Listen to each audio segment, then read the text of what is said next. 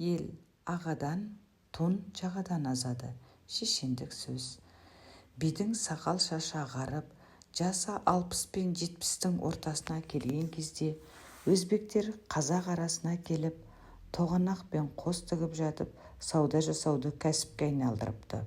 Саудагерлердің пұлына бағаны қойға пәлен кез, ешкіге түген кез деп малға шағып, жергілікті қазақтар өздері қояды декен. Сауданың пұлын елу үй, старшын немесе ру болып бөлісіп көтеріп алып, несиеге қарататын кедей ауылдарда көп болған. Келген саудагерлер тобықты ішіндегі бір руға кедейсің деп несиеге пұл бермепті. Өшіккен рудың адамдары саудагерлердің пұлын бір түнде тонап кетеді. Бұл төңіректегі елге атақ даңқы тарап, абыройы жүріп тұрған Ақтайлақ биге келген саудагерлер одан дауды шешіп, билік айтып, пұлдарын өндіріп берулерін өтінеді.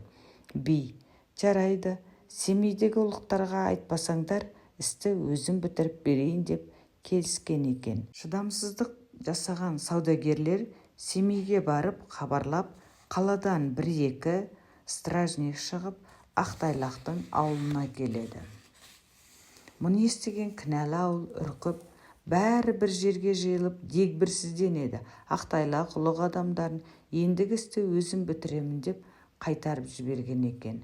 Мұны да тобықты елі мен үріккен ауыл естіп біліп отырады. Шыңғыстағы байыстың сары шоқысындағы өз ауылынан шыққан Ақтайлақ би тобықты еліне Ералы жазығына жаңадан қонған бұл ауылға таяғанда алдарынан гүл теріп жүрген 2 қыз көрінеді. Ақтайлақ бидің келе жатқанын естіген тобықты елінің бетті беделділері өз руынан шығып, өзбекке болысты дегенде ғып, намысынан тиетіндей өлең шығарыңдар деп 2 қызды Ақтайлақтың бетін қайтарып, сағын сындыру үшін оның жолына әдейі шығарған екен. Ақтайлақ бастаған топ 2 қызды көріп, аттарының басын тежеп тұра қалысады. Ералының ауылы қайсы деп жөн сұрайды. Ақтайлақ 2 қыздан: Ералыны сұрап тұрған сіз кім едіңіз? Мен Ақтайлақ би едім.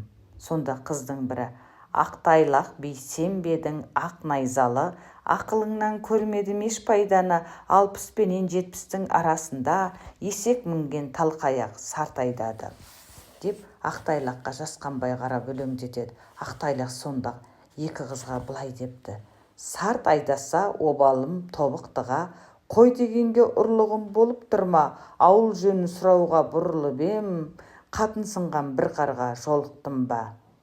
Ел ағадан азады, тон жағадан, аңғал бөрі жортады тау сағадан. Ақтайлақ би бастаған 17 ақын, не деп үміт қыласың мұндарау байғарадан.